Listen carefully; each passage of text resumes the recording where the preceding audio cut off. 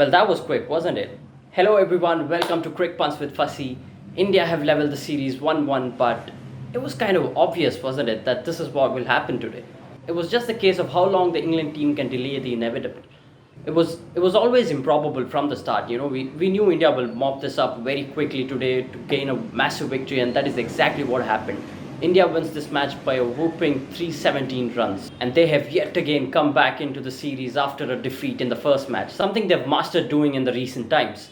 This was a typical home victory for India. Teams come here, concede a big first innings score, and then capitulate to the Indian spinners, and they get mercilessly battered by the Indians in the rest of the series. This has been the template for some years now at home. Perhaps that is why the fans were very furious when India lost the first match in the way they did. But didn't I tell you India was still the favourites in the series? And they will come back hard. England's subcontinental run comes to an end. Yet again, the first session was full of wickets. Today saw the visitors losing 4 of them and slipped to 116 for 7. Ashwin picked wicket off his first ball of the day. This guy can do no wrong at the moment. Daniel Lawrence gave away too early that he was coming down the track, and Ashwin bowled a quick ball down the leg, and Pant completed an amazing stumping. Both the keepers have been phenomenal in this match.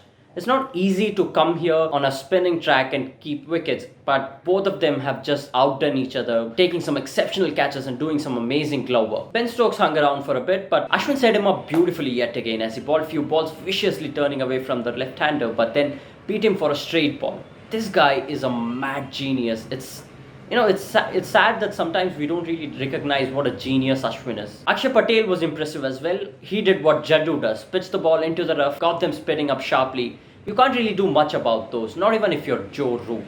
He completed an impressive debut with a fifer. His round-arm action was almost impossible to deal with on this pitch. Will be interesting to see how he goes in the next few matches. The entertainment of the day came from Moeen Ali at the end of England innings. He tonged few beautiful sixes to Axar Patel and Ashwin. He was probably signalling the IPL owners what a clean striker of the ball he is. In your face, RCB, for letting him go. I'm sure he bagged himself a good IPL contract because of that knock. But the star of the match is Ravi Ashwin. The way England batted today makes me respect this century even more for the way he applied himself out there. No one ever doubted his ability with the ball, but his returns with the bat were diminishing of late, but he couldn't have asked for a better time to get back in form with the bat. He ends the match with the figures of 8 wickets, giving away just 96 runs in both innings and a scintillating 100. He's the man of the match, and rightly so. So, what did India do right? Pretty much everything.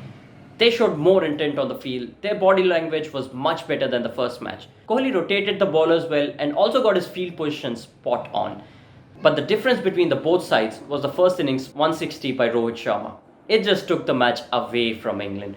Batting on a tough track, India really adjusted themselves better, what they failed to do in the first match. It's always about putting big first innings score in Indian pitches, and that's exactly what Rohit Sharma and Rahane helped India do. Because Indian spinners will always do their job on this pitch. So the first innings runs were very crucial, and once India got those, it was a mere formality from there.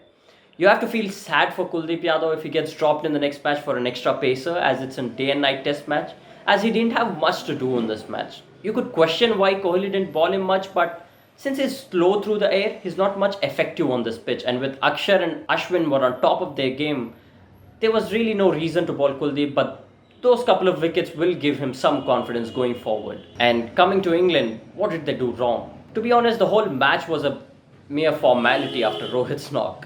They were left way behind in this match. And overdoing of this rotational policy and lack of execution cost England this match. India were just far superior with the skill set for this pitch, as their spinners were not as consistent. They just didn't bowl 6 balls at the same batsman, not allowing any pressure to build. And this so-called rotational policy, I understand why they're doing it, but I personally feel they're overdoing this right now. Constant rotation of bowlers also won't allow them to get into a good rhythm for the next match. Take Moeen Ali for instance. He had a good match with the ball, but he won't be part of the squad for the next match. So what was the point anyway? He won't be able to use what he learned in this match in the next match. Hope England don't go into a siege mentality and just roll over for the next couple of matches. We hope to see a good fight between the two sides, or else it's just boring to watch one-sided matches. So where do we go from here? We've got a week's gap before the next match in Ahmedabad in the biggest cricket stadium in the world. On top of that, it's a day and night test match. That means more movement for the seam bowlers. That's a worrying sign for India, as England have the king of swing waiting to make India dance to his tunes. So, a lot to look forward to as the series is beautifully poised 1 1. Till then, like, share, and subscribe. Thank you so much.